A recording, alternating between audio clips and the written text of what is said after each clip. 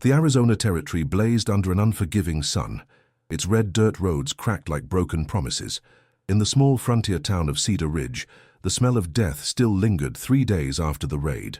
Wooden crosses marked fresh graves in the cemetery, and the charred remains of the Henderson farmhouse stood as a stark reminder of the violence that had torn through their peaceful settlement. Ayanna pressed her back against the rough bark of a cottonwood tree, her dark eyes scanning the horizon for any sign of the approaching dust cloud.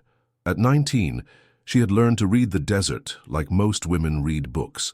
Every shadow, every sound, every shift in the wind told a story. Today, that story spelled danger. She had been gathering medicinal herbs near the creek when she heard the thundering hooves. The riders appeared like a storm front, their faces grim and determined. Sheriff Morgan led the group, his badge catching the afternoon light as he reined in his horse mere feet from where she stood.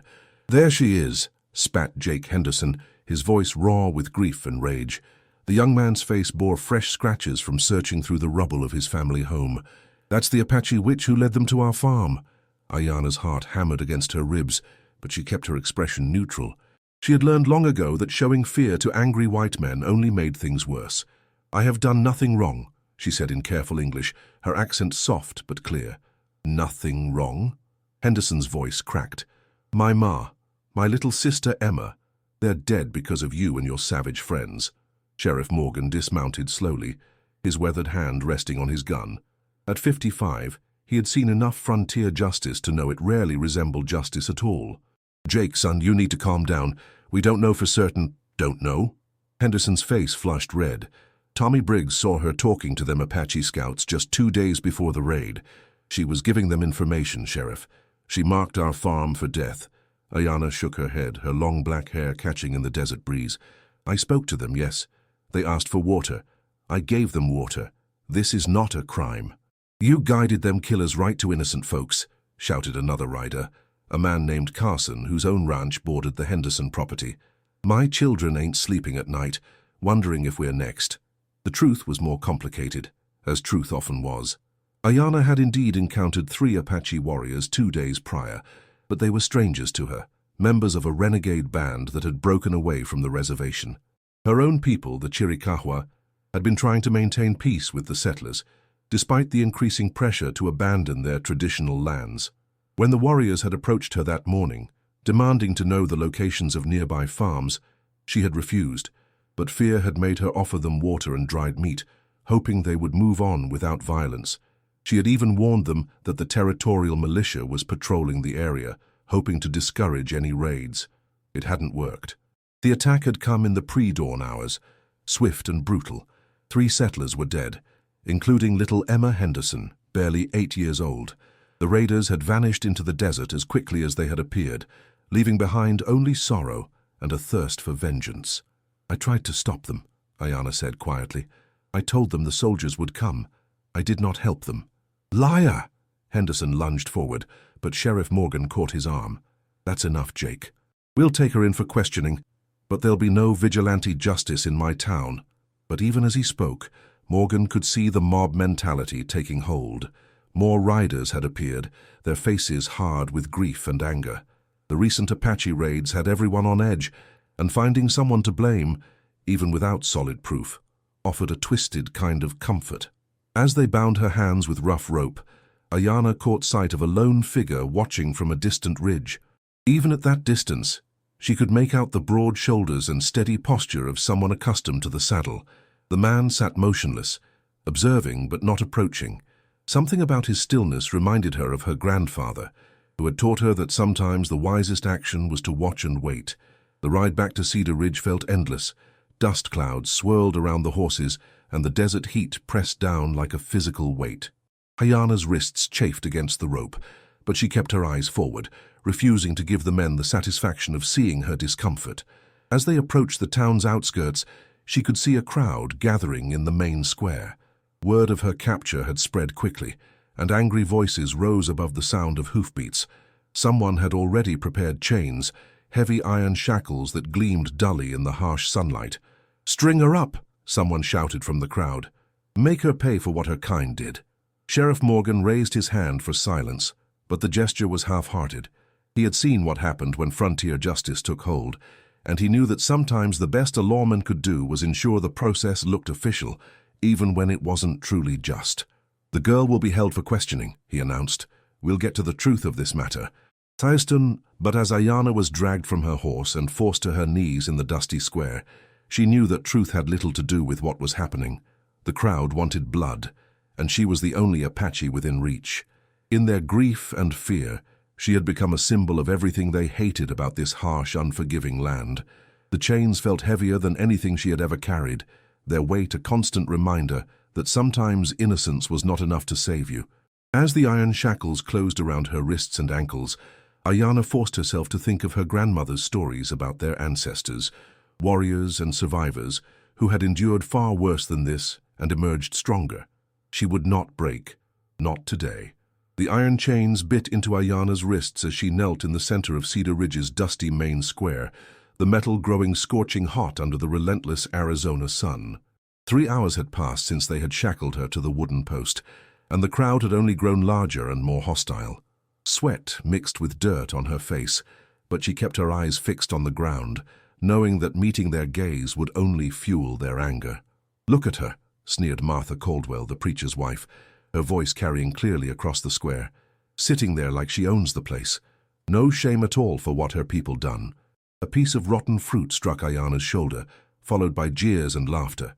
She didn't flinch, but inside her heart raced with a mixture of fear and fury. The crowd had been throwing things for the past hour, spoiled vegetables, rocks, clods of dirt. Her dress, once a deep blue cotton that her aunt had helped her sew, was now stained and torn. "My Emma was just 8 years old." Jake Henderson's voice cut through the noise, thick with grief. He stood at the front of the crowd, his fists clenched. 8 years old, and those savages cut her down like she was nothing. And this one here, she helped them do it. Sheriff Morgan stood on the saloon's wooden porch, watching the proceedings with a heavy heart. He had sent word to the territorial authorities, but it would be days before any official response came. Until then, he was caught between upholding the law and managing a powder keg ready to explode. His deputy, a young man named Willis, shifted nervously beside him. "Sheriff," Willis whispered, "maybe we should move her to the jail. This is getting out of hand." Morgan shook his head grimly. "Jail won't hold them back if they really want her. At least out here I can see what's happening." The sun beat down mercilessly, and Ayanna could feel her strength beginning to ebb. She hadn't been given water since dawn, and the heat was becoming unbearable. Her lips were cracked, and dark spots danced at the edges of her vision. Still, she maintained her silence, drawing on the strength her grandmother had taught her to find in times of trial. "She ain't even crying," observed a woman from the crowd. "What kind of person don't cry when they're being punished for murder?" "The kind that don't have a soul," came the bitter reply. A small boy, no more than 6 years old, approached the edge of the crowd with wide, curious eyes. His mother quickly pulled him back. "Don't look at her, Tommy. Evil leaves a mark on those who stare too long." As the afternoon wore on, the crowd's energy began to shift from hot anger to something more dangerous. A cold, calculating desire for justice that bordered on ritualistic. Someone had brought a rope, and others spoke in low voices about what should be done with an Apache who had betrayed their trust. It was then that the dust cloud appeared on the horizon. At first only a few people noticed the lone rider approaching from the east. He rode steadily but without urgency, his horse's hooves raising small puffs of dust with each step. As he drew closer, murmurs began to ripple through the crowd. "That's Marcus Stone," someone said. "What's he want here?" Marcus Stone was a man who kept to himself. His ranch lay 20 miles southeast of town, a modest spread where he raised cattle and horses with the help of a few hired hands. At 42, he was known as a fair man, but not a social one. He came to town perhaps once a month for supplies, conducted his business with few words, and left without lingering for conversation. He had arrived in Arizona territory 5 years earlier, carrying little more than a worn saddle and enough money to buy land that nobody else wanted, scrubland that required back-breaking work to make productive. Those who tried to learn about his past found him politely but firmly unwilling to discuss it. There were rumors, of course. Some said he had been a cavalry officer during the war between the states. Others claimed he had lost a family somewhere back east. But Marcus Stone neither confirmed nor denied such speculation. What everyone agreed on was that he was a man of his word. When he said he would do something, it got done. When he made a deal, he honored it. And when he chose to remain silent, no amount of prodding would make him speak. Now, as his horse walked slowly into the town square, the crowd parted before him. He sat tall in the saddle, his weathered face shadowed by the brim of a well-worn hat. His clothes were simple but well-maintained, brown leather chaps, a faded blue shirt, and boots that had seen countless miles of hard country. Marcus dismounted with easy grace and tied his horse to the hitching post in front of the general store. For a long moment he stood there, his blue-grey eyes taking in the scene before him, the chained Apache girl, the angry crowd, the sheriff watching nervously from the porch. Then, without a word, he began walking toward the center of the square. "Stone," Sheriff Morgan called out, stepping down from the porch. "This ain't your concern. We're handling a matter of justice here." Marcus didn't acknowledge the sheriff's words. He continued walking until he stood directly in front of Ayanna. For the first time since being chained, she lifted her head to look at him. Their eyes met, his steady and unreadable, hers wary but defiant. He knelt down, and the crowd fell silent, straining to hear what he might say to her. But Marcus Stone spoke no words. Instead, he reached into his pocket and withdrew a ring of keys. The crowd stirred uneasily as they realized what he intended to do. "Now, hold on there, Stone." Jake Henderson stepped forward, his voice shaking with anger. "That Apache helped murder my family. She don't deserve freedom." Marcus looked up at Henderson, his expression unchanged. Then he turned his attention back to the locks on Ayanna's chains. The first shackle around her left wrist clicked open. "You can't do this!" Henderson shouted. "Sheriff, stop him!" But Morgan found himself frozen, something in Marcus Stone's quiet determination giving him pause. This wasn't a man acting on impulse or emotion. This was a man who had made a decision and would see it through regardless of consequences. The second shackle opened, then the third. As the heavy chains fell away from Ayanna's wrists and ankles, she rubbed the raw skin where the iron had chafed, but her eyes never left Marcus's face. "Thank you," she whispered, her voice barely audible. Marcus stood and offered her his hand. When she took it, he pulled her gently to her feet. The crowd watched in stunned silence as he began walking toward his horse, Ayanna beside him. "Stop them!" someone shouted, but the cry seemed to break the spell that had held everyone motionless. The crowd erupted as Marcus Stone helped Ayanna toward his horse. Angry shouts filled the air, and several men pushed forward, their faces twisted with rage and disbelief. "I can't take her."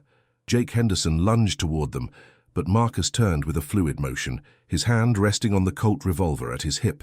He didn't draw the weapon, but the message was clear.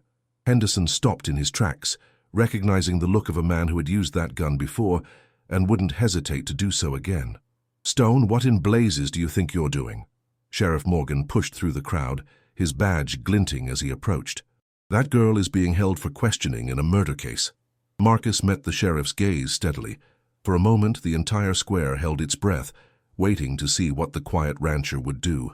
Then, in a voice just loud enough for those nearby to hear, he spoke his first words since arriving. "No evidence." Those two words carried more weight than any lengthy speech. Marcus Stone was known for his careful judgment and honest dealings. If he said there was no evidence, people listened. "The hell there ain't!" Henderson shouted. "Tommy Briggs saw her talking to them Apache scouts." Marcus's eyes shifted to Tommy Briggs, a nervous man in his 30s who stood near the back of the crowd. "Tommy," Marcus said, his voice calm, but carrying clearly. "You saw her give information about farm locations." Briggs shuffled his feet, suddenly uncomfortable being the center of attention. "Well, I saw her talking to them, that's for sure. 3 Apache warriors right by Miller's Creek. What did she tell them?" I couldn't hear the words exactly, but she was talking to them for a good while, and then they rode off toward the Henderson place." Marcus nodded thoughtfully. "Which direction did they ride first?" Briggs frowned, confusion evident on his face. "First? Well, they headed north toward the ridge. Henderson Farm is southwest of Miller's Creek," Marcus observed. "If she told them where to find the farm, why would they ride north first?" The crowd murmured uncertainly. Several people were clearly following Marcus's logic, and doubt began to creep into their expressions. Sheriff Morgan seized the moment.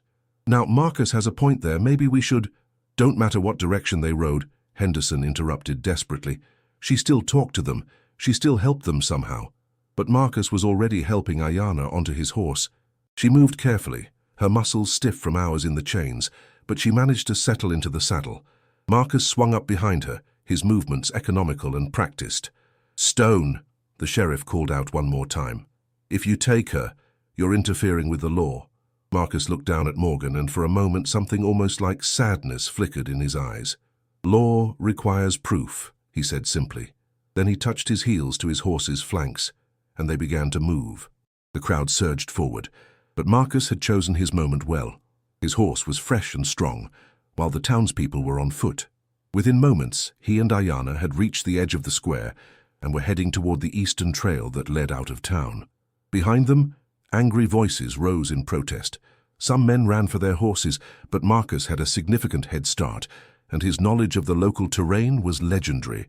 He guided his mount off the main trail and into a network of smaller paths that wound through the rocky hills surrounding Cedar Ridge. For the first 20 minutes, they rode in silence. Ayanna held herself carefully upright, trying not to lean against the stranger, who had just risked everything to free her. The desert wind whipped through her hair, and despite everything that had happened, she felt a profound sense of relief at being away from the hostile crowd. Finally, when they had crested a ridge that put them well out of sight of any pursuit, Marcus brought the horse to a halt near a small spring that bubbled up from between the rocks. He dismounted first, then helped Ayanna down. Her legs were unsteady after the ordeal, and she had to grab the saddle horn to keep from falling. "Drink," Marcus said, gesturing toward the spring. Slowly, Ayanna knelt by the water and cupped her hands, bringing the cool liquid to her cracked lips. It was the sweetest water she had ever tasted. After a few careful sips, she splashed some on her face, washing away the dust and grime from her captivity. When she looked up, Marcus was studying the horizon, his eyes scanning for any sign of pursuit. His profile was strong but weathered, and she could see the lines around his eyes that spoke of long hours in the sun and wind. There was something familiar about his stillness, the way he seemed completely comfortable in the harsh landscape. "Why?" she asked finally. He turned to look at her, and she saw understanding in his eyes. He knew she was asking why he had helped her, why he had risked the anger of the entire town. "Saw what happened at Miller's Creek," he said after a long moment. Ayanna's eyes widened. "You were there?" Marcus nodded. "Day before the raid. Hunting strays." He paused, choosing his words carefully. "Watched you talk to those warriors. Saw you point north, away from the settlements. Heard you tell them about the patrol routes. Then you know," she said quietly. "You know I tried to warn them away." "I know," he confirmed. "Didn't work." They fell into silence again, but it was a different kind of quiet now. Not the tense silence of strangers, but the comfortable quiet of two people who understood each other without needing many words. Marcus walked over to his saddlebags and pulled out a piece of jerky and a small cloth bundle. He offered the food to Ayanna, who accepted it gratefully.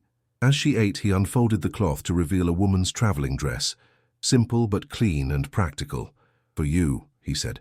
"Your clothes." Ayanna looked down at her torn and stained dress. The crowd's abuse had left it barely decent. She accepted the bundle with a nod of gratitude. "There's a stand of trees beyond those rocks," Marcus said, pointing. "Private." When Ayanna returned a few minutes later, wearing the clean dress, she found Marcus watering his horse at the spring. The new clothes fit reasonably well, and she felt more human than she had in hours. "Where will you take me?" she asked. Marcus considered the question. "You have family." "My band is 3 days' ride north, but—" She hesitated. "If I return now, it will bring soldiers to them. The White Eyes will say my people are harboring a murderer." "You're not a murderer." "You believe this. They do not." Marcus mounted his horse and offered her his hand. "Know a place," he said. "Safe for now. Time to figure things out." As they rode deeper into the desert, Ayanna found herself studying her rescuer. He was a puzzle, a white man who had risked everything to save an Apache woman, based on nothing more than what he had witnessed and his own sense of justice. In her experience, such men were rare. The sun was beginning to set, painting the sky in brilliant shades of orange and red. The temperature would drop quickly once darkness fell, and they would need shelter for the night. But for now, as they rode through the vast landscape of stone and sky, Ayanna felt something she hadn't experienced in days. Hope. Behind them, the dust of their passage was already settling, erasing the evidence of their passage. Ahead lay uncertainty, but also possibility. And beside her rode a man who had chosen to do the right thing, even when it would have been easier to look away. In the growing twilight, they became two small figures against the immensity of the desert, bound together by circumstance and a shared understanding that sometimes justice had to be found outside the law. The abandoned line shack sat in a narrow canyon 20 miles from Cedar Ridge, its weathered wood walls nearly invisible against the red rock backdrop. Marcus had discovered it 2 years earlier while tracking lost cattle, and he had quietly begun using it as a shelter during his longer rides into the territory's remote areas. The previous owner had vanished during the Apache troubles of the previous decade, leaving behind only this small structure and a hand-dug well that still provided sweet water. "We'll stay here tonight," Marcus said as they approached the humble building. Safe, hidden.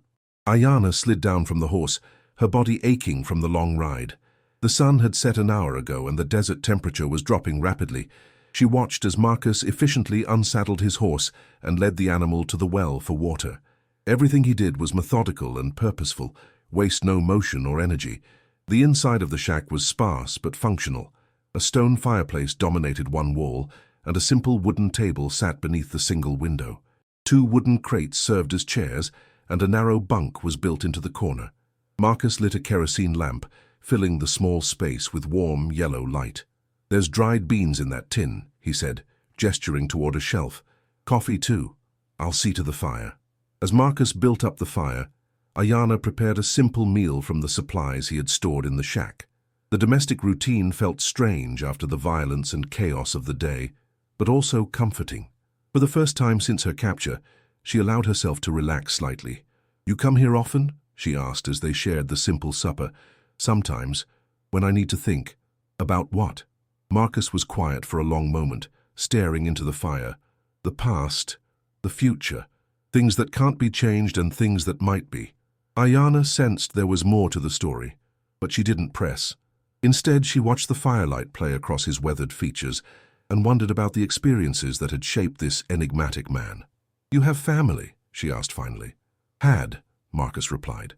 "Long time ago." The weight in those few words told her everything she needed to know about why he might understand loss and injustice. They finished their meal in comfortable silence, each lost in their own thoughts. As the night deepened, practical concerns arose. The shack had only one bunk, and the desert cold was settling in around them. Marcus solved the problem by spreading his bedroll near the fireplace and giving Ayana the bunk with his spare blanket. "Tomorrow," he said, as they prepared to sleep, "we need to decide what happens next." Ayana nodded, pulling the rough blanket around her shoulders. "I cannot return to my people. Not yet. It would bring trouble to them. And you can't stay in this territory. Too many people saw what happened today." "Then what do you suggest?" Marcus stoked the fire one last time before answering. "Know a place in New Mexico territory, town called Las Cruces, growing fast with the railroad coming through. Lots of different people, Mexican, Anglo, Apache who work in town, you could blend in there. And you?" The question slipped out before she could stop it. Marcus looked at her across the flickering firelight. "Been thinking about selling the ranch. Time for a change." The implication hung in the air between them. Ayana felt her heart skip, but she kept her voice steady. It would be difficult. A white man and an Apache woman traveling together. Difficult things are sometimes worth doing. They were both quiet for a while, absorbing the magnitude of what they were considering. Less than 24 hours ago, they had been strangers. Now they were contemplating leaving everything behind to start new lives together. "Why did you really help me today?" Ayana asked softly. Marcus was silent for so long that she thought he wouldn't answer. When he finally spoke, his voice was barely above a whisper. "Had a daughter once, about your age. Caroline." He paused, his hands clasped tightly in front of him. "Cholera took her and her mother 5 years ago back in Kansas. Couldn't save them. Couldn't do anything but watch them die." Ayana felt tears prick her eyes at the pain in his voice. "When I saw you in those chains today," Marcus continued, "saw how they were treating you for something you didn't do, I guess I finally found someone I could save." The honesty of his admission hung between them like a bridge spanning 2 very different worlds. Ayana understood now why this quiet man had risked everything for a stranger. It wasn't just about justice, it was about redemption, about finding meaning in loss. "I am sorry for your family," she said gently. "And I'm sorry for the fear and pain you've endured. They settled into their separate sleeping areas, but Ayana found herself staring at the ceiling, her mind racing. Everything about her life had changed in a single day. The safe, predictable world of her Apache band was gone, replaced by uncertainty and possibility in equal measure. As the fire died down to glowing embers, she listened to Marcus's steady breathing and found herself imagining what it might be like to start over in a place where nobody knew their history. Could an Apache woman and a grieving white rancher really build a life together? Could trust and mutual respect grow into something deeper? The questions had no easy answers, but for the first time in years, Ayana found herself looking forward to the future rather than simply enduring the present. Morning came with the sound of Marcus moving quietly around the shack, preparing coffee and checking his horse. Ayana woke feeling more rested than she had in days, despite sleeping in a strange place. The terror and helplessness of yesterday felt like a distant nightmare. "Decided," Marcus said simply when she joined him at the small table. "About what?" "Las Cruces. We leave today." Ayana studied his face, looking for any sign of doubt or regret. She found only quiet determination. "It will be dangerous," she said. "People will talk. Some will try to stop us. Let them try." She smiled then, the first genuine smile she had managed since before the raid. "Then we go to Las Cruces." Marcus stood and began gathering supplies from around the shack. "It's a 3-day ride if we take the mountain routes, longer but safer." As they prepared to leave their temporary sanctuary, Ayana felt the weight of the moment. They were leaving behind everything familiar, his ranch, her people, the lives they had known, but they were also leaving behind the hatred and prejudice that had nearly cost her life. Marcus helped her onto his horse one final time, and they rode out of the canyon into the clear morning light. Behind them lay the shadows of the past, his grief, her persecution, the small-minded fear that turned neighbors into enemies. Ahead lay the unknown, fraught with challenges, but also rich with possibility. As they climbed into the foothills that would hide them from pursuit, Ayana allowed herself to imagine arriving in Las Cruces. She pictured a bustling town where a skilled seamstress with knowledge of both Apache and Mexican traditions might make a living. She imagined Marcus finding work with his obvious knowledge of horses and cattle. Most of all, she imagined them slowly building trust and understanding, learning each other's stories, creating something new from the ashes of their separate sorrows. The sun climbed higher, warming their backs as they rode toward an uncertain but hopeful future. And for the first time in either of their lives, the silence between them was filled not with loss or fear, but with the quiet promise of new beginnings.